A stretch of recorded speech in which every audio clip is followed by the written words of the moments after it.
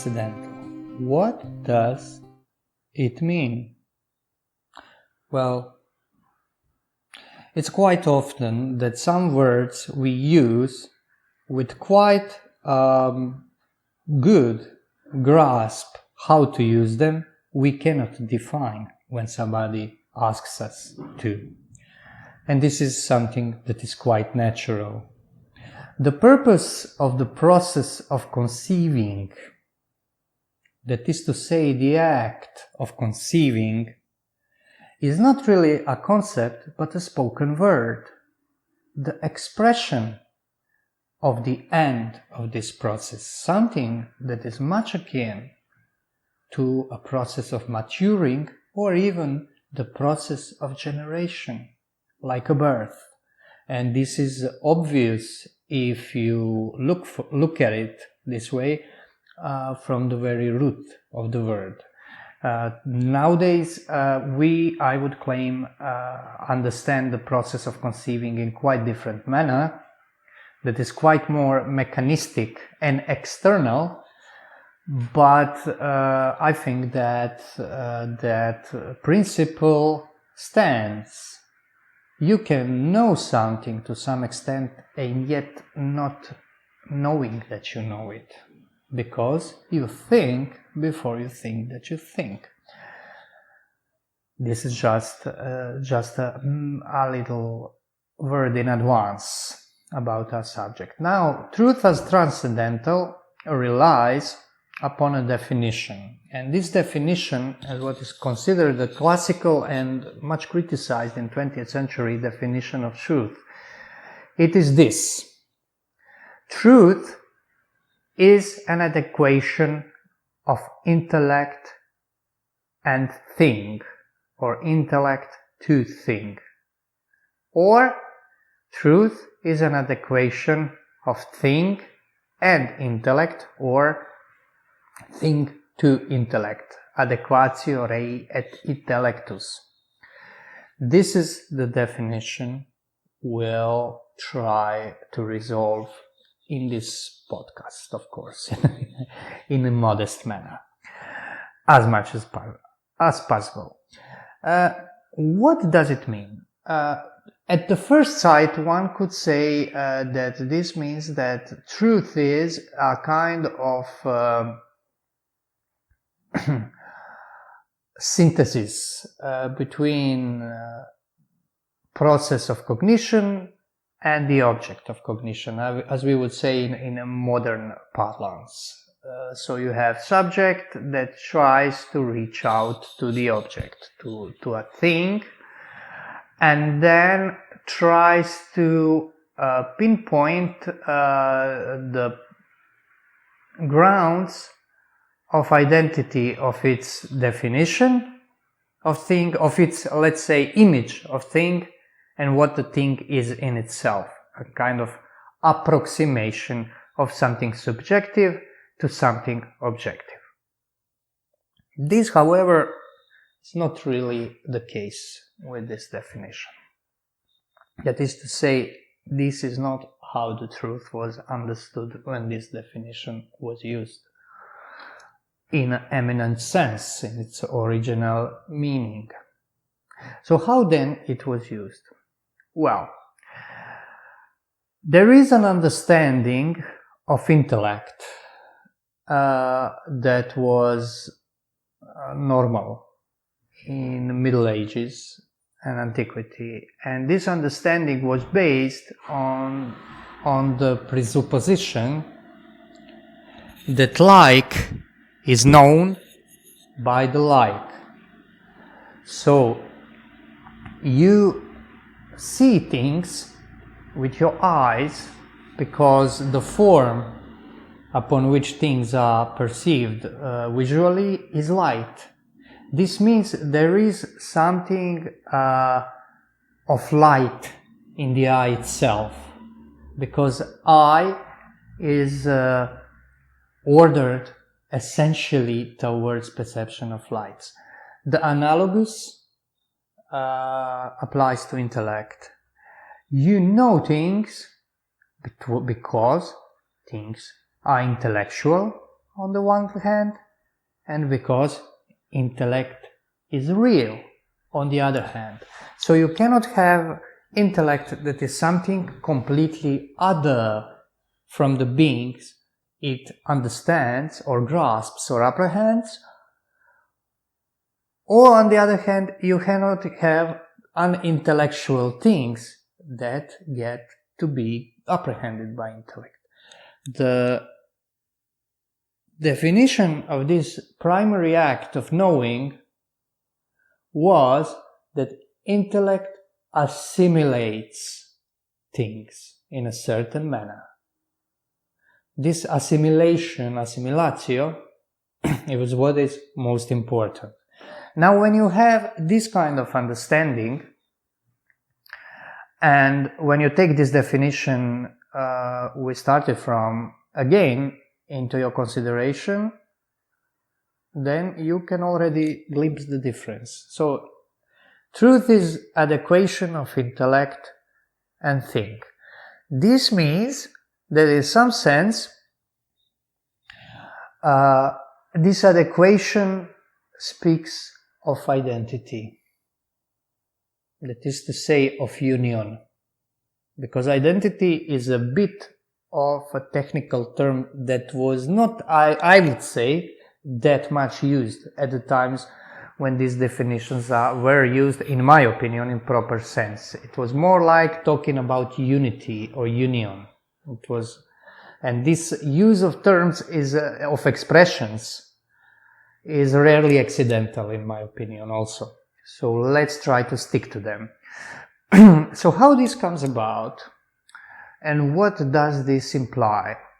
First of all, the truth in this definition gives us impression, I think, of something subjective. We already said that, but at this point, when we, in fact, for kind of ejected this subjective interpretation, because there is when there is a union between knower and the known, and knowledge and being, there is no subject-object split.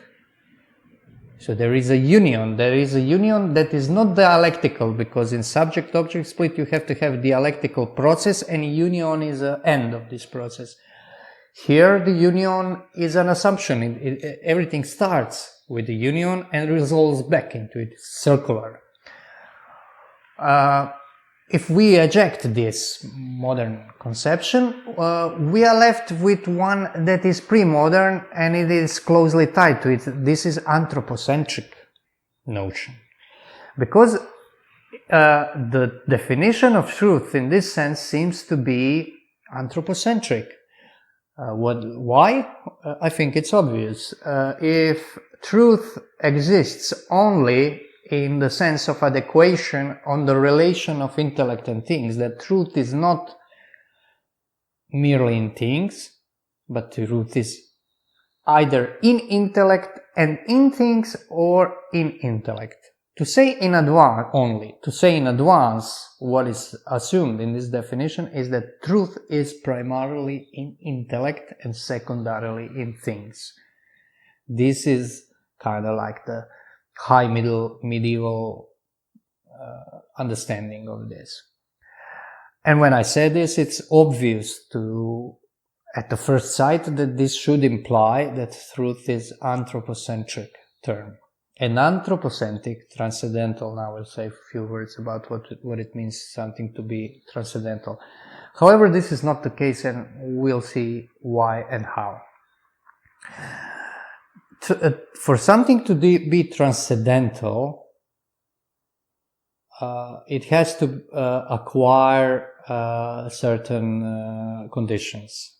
Transcendentals are the most common modes of being and knowing, most universal modes of being and knowing. They are not terms, they are not just words, just concepts, but they are also not just things, because they apply to everything. And what is very important in transcendentals are that they have underlying unity that makes them convertible one with another, although they have a hierarchy, and this hierarchy has been qualified by the commonness of transcendental. So the more the transcendental is common, the first it is for our knowledge, because transcendental tells us something about the world that the individual beings in the world cannot tell us. Not to put a too fine point on it, transcendentals tell us primarily that world is created. This is their main function, but I talked about transcendentals already. And I'll refer you to the podcast, and I'll be writing probably much more about them. Let's just take this commonness and convertibility to be of utmost importance for us here.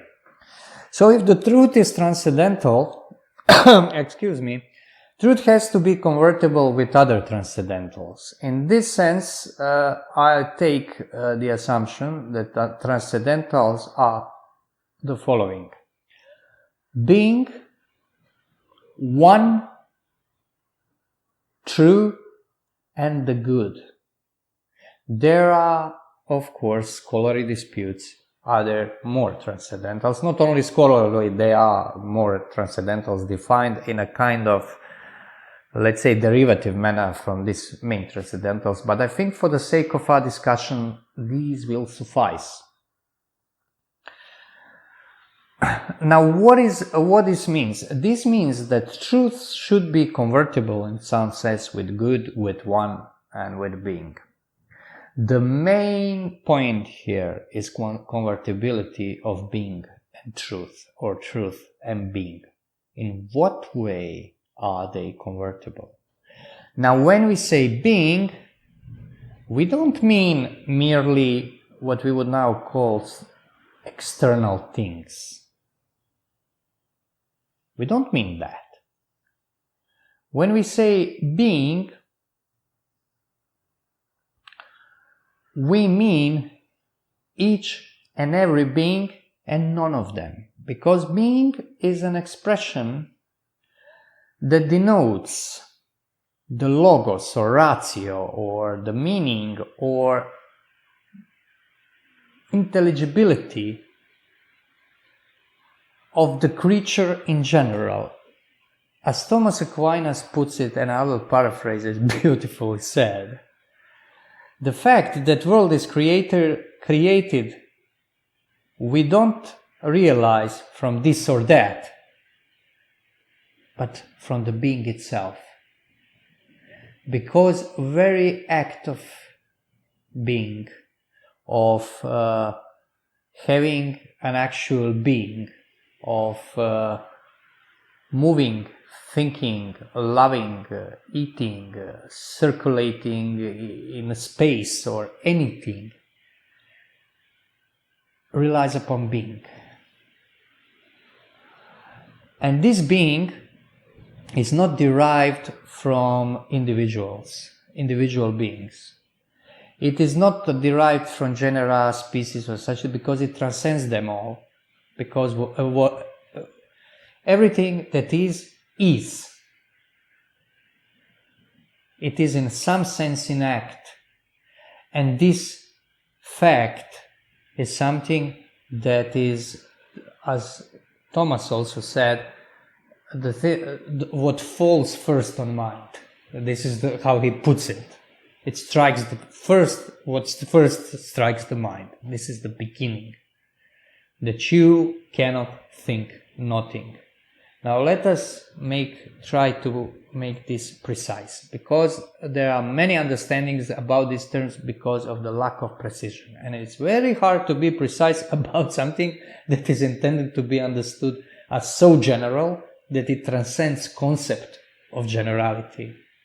Because he's not talking about the notion of being, he's talking about reality by being. Being is reality in an ultimate sense. It is, one might say, a form of the world, both visible and invisible, that is common to all. And this visible and invisible is very important because we today don't think about the invisible world. In this classical notion, Christian understanding, Christian tradition, you think both by necessity. You don't think only this physical universe as it is understood today. And this is very important because everything you think about, when you think about time, for instance, of physical processes and such, you cannot think them out of their relation to the invisible. So when, for instance, scholastic or church father says, older doctor of the church says that, I don't know, angels are, of course, lesser than God, that they are ontologically created, that as beings they cannot be nothing but created. He wants to say that they are finite, but he doesn't want to say that they will cease to exist at one moment, because they are existing eternally, infinitely.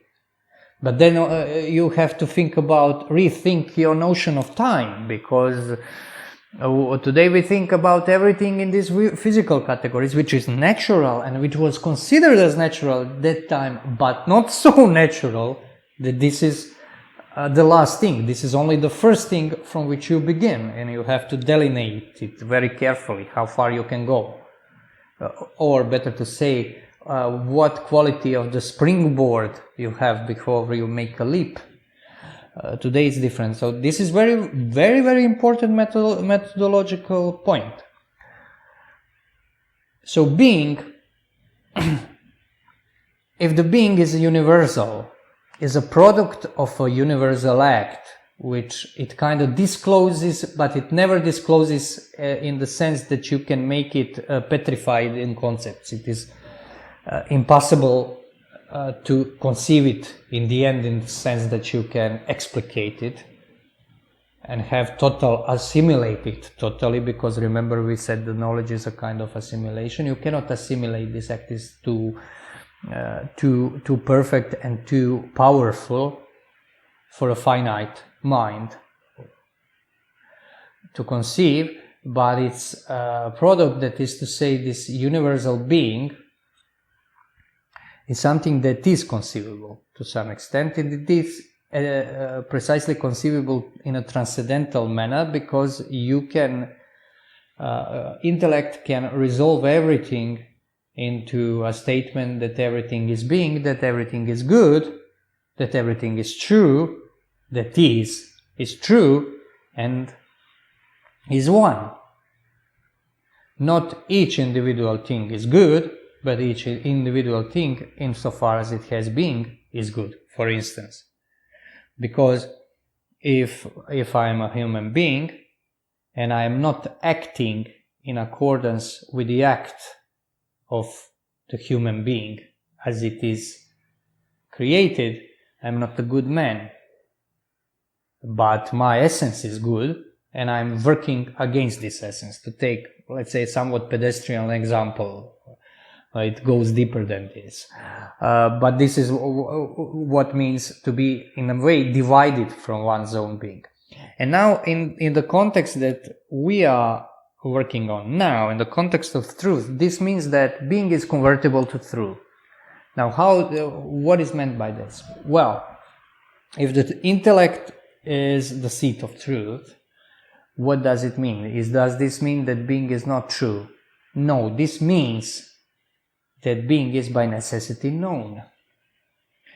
On the one hand. On the other hand, it means that being is by necessity created. Why? Because if intellect can be adequated to being, this means that they have something in common. If it can be adequated to it entirely, it means that they are, in a certain sense, one. And there is this famous sentence, intellect is in the sense all things. It comes from a paraphrase of Aristotle, souls in the sense all things. This is because intellect in possibility, in potentiality, has potentiality of all intelligible forms. that are in it, when they are assimilated by intellect, are extracted into intellectual form of existence that is called species.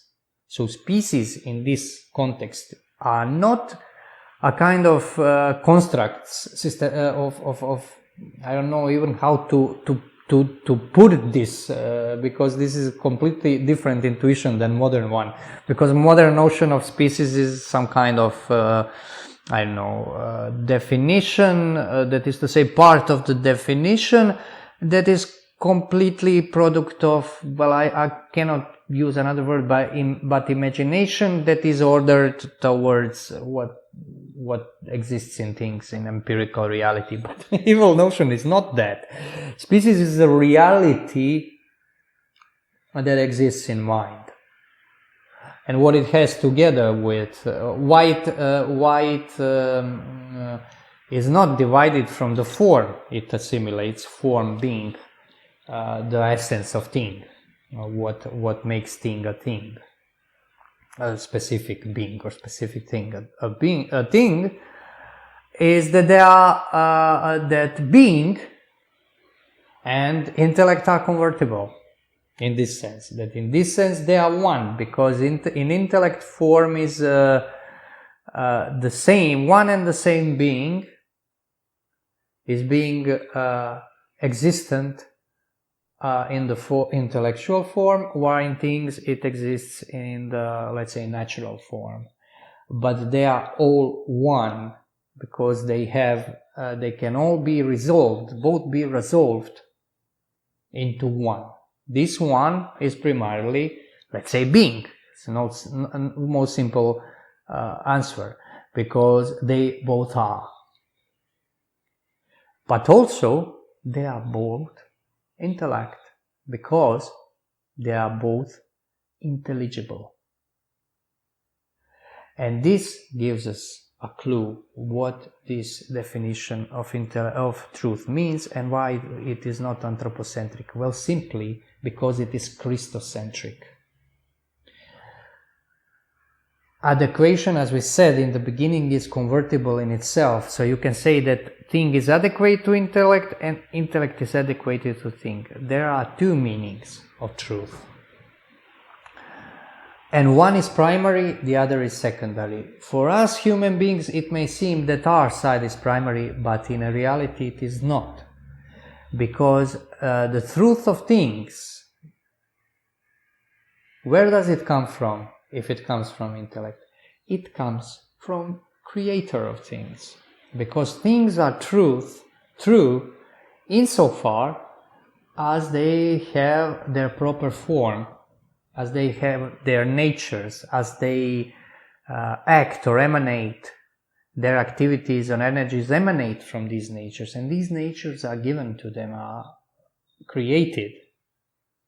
And we understand them as created, even without this being revealed to us in a theological and manner of faith. Even intellectually, we can come to realize this on the ground of transcendental resolution into firsts that are being, good, one, and true, and especially being, because everything resolves into it. You cannot say that any individual being is being in general, because among other things, every being, and so finite intellect also, does not live up to what it strives to. Intellect, it is completely open to knowing all, but it is like that only potentially. So its fulfillment is not possible.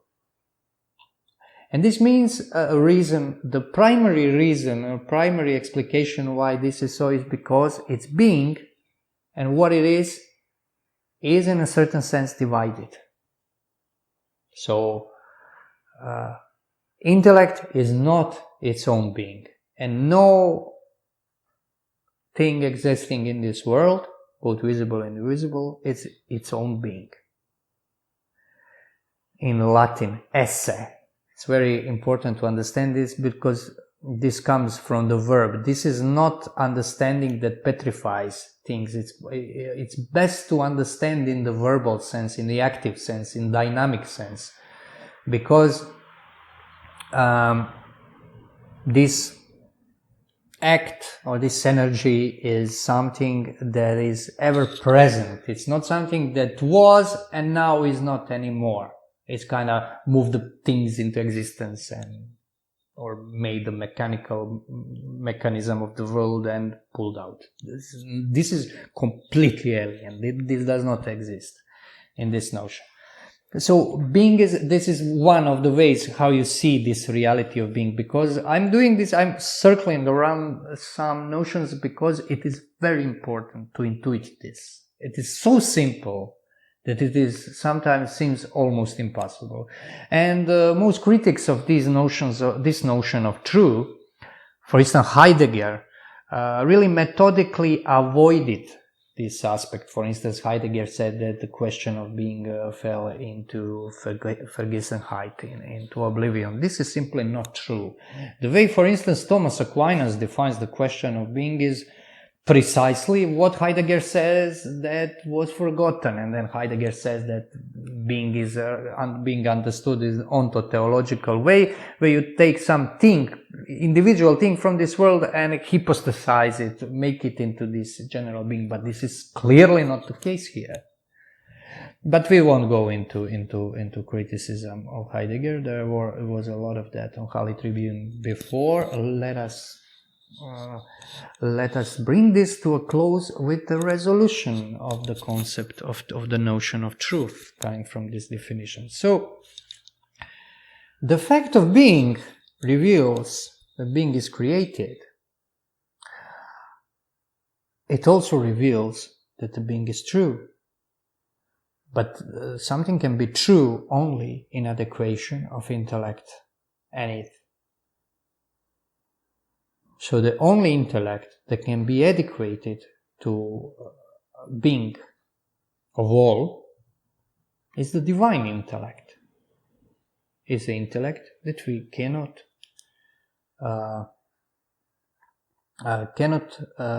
call anthropocentric or anthropomorph, but we can, on the basis of this twofold definition, we can consider ourselves to be, in a certain sense, theomorphic if we imitate that intellect. Because what this means, this fact that things are true, beings are true in accordance to intellect, is that this definition of true is Christocentric. I already said it, that Christ, the special the way to understand what truth is to understand Christ.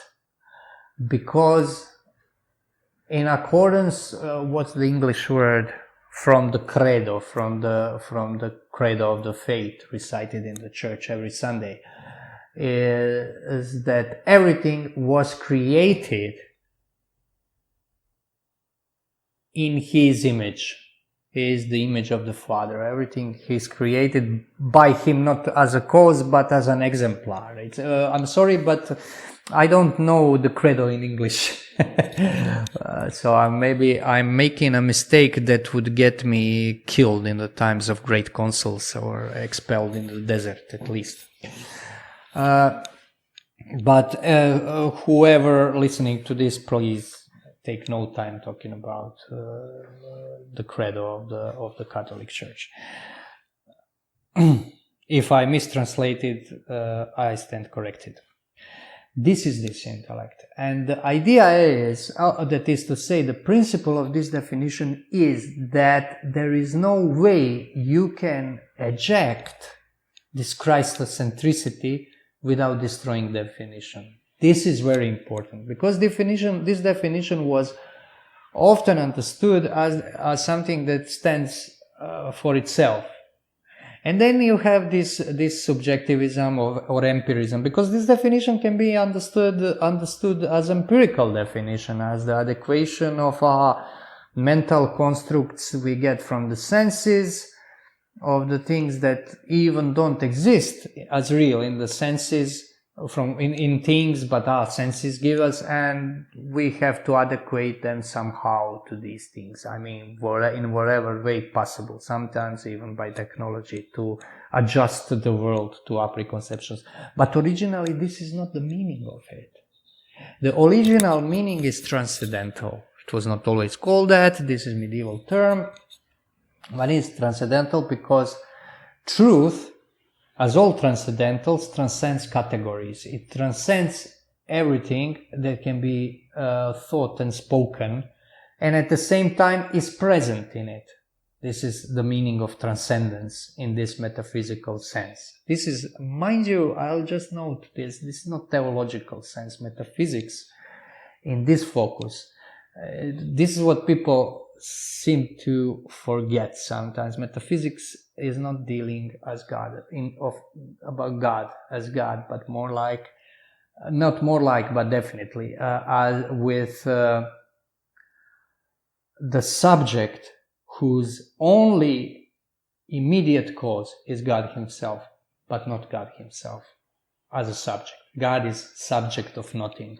And this is very important to realize. This logic, God is not subject to anything. God is not down, God is up. And this is very important, these spatial orientation of terms, in my opinion. So metaphysics deals with transcendentals, but doesn't deal with God. It deals with God in the sense that it is obvious to metaphysician that God is the creator of the subject of his science. And science here being understood as a mental state which practitioner of this science acquires, not system of inferences as it is more or less understood today.